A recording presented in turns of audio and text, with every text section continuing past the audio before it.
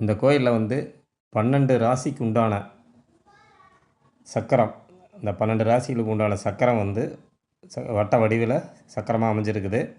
அதனுடைய பீடத்தில் தான் வந்து ஏகாம்பரநாதர் வந்து வீட்டிலிருந்து அருள் புரிச்சிட்டு இருக்கிறாரு. இந்த கோயிலில் அக்னி மூலையில் பார்த்திங்கன்னா ஒரு தீர்த்த குளம் இருக்குது.